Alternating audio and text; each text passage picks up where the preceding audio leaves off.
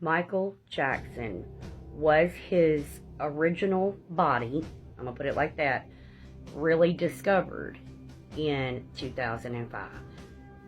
This is for entertainment and educational purposes only. Somebody had tagged me in another video, so I went and looked, and this is what I found. Santa Barbara, California. During a search for evidence at the Neverland Valley Ranch, investigators discovered a corpse that has been identified as that of Michael Jackson, Santa Barbara police officials announced Tuesday. Coroners have officially pronounced Michael Jackson unalived. From what we can tell, he unalived between 18 and 20 years ago. Okay, now that puts the timeline between 1978 and 1979.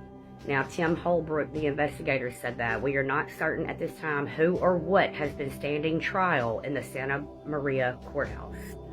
According to Holbrook, Jackson's was buried just inches below a stretch of the miniature train tracks that run throughout Neverland.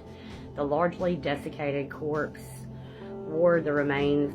They said they found him below the train that runs throughout Neverland, just inches below like the tracks. We positively identified the body as Jackson by his dental records and DNA.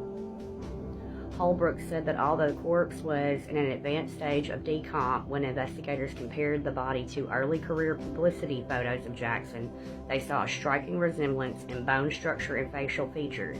But when they compared the body to photos taken after 1987, the resemblance was negligible. This discovery raises lots of questions, but it also sheds light on a number of disturbing incidents, Holbrook said. Frankly, Jackson had been acting pretty strange.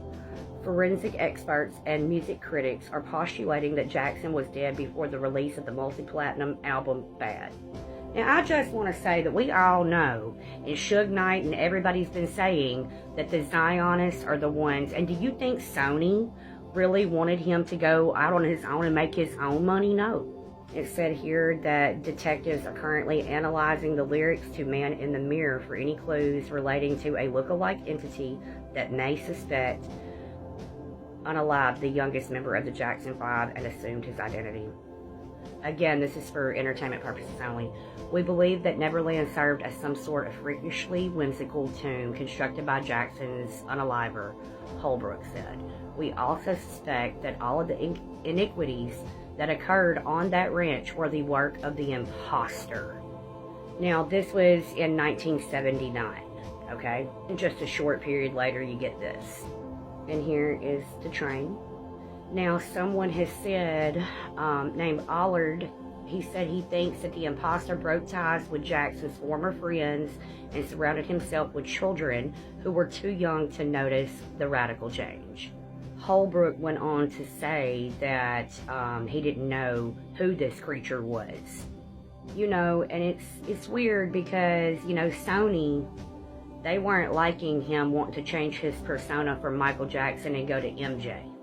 Then, you know, there was that incident with that Pepsi where he got burnt up real bad or whatever, and that's what they said led to this, but I just don't know. You know how the music industry is with their fucking cover-ups. I mean, for reals. I mean, just remember 1979, just a few years later. Completely different. That looked like Nancy Pelosi. I don't give a fuck. So a man that was talking in the article said that one of the employees there took him to Michael Jackson, and he noticed that it was him in pajamas and a bunch of kids eating ice cream watching 101 Dalmatians. And the other Michael, this one, was not like that. So, why the change? Let me know what you think. Like, share, follow, and comment for part 2.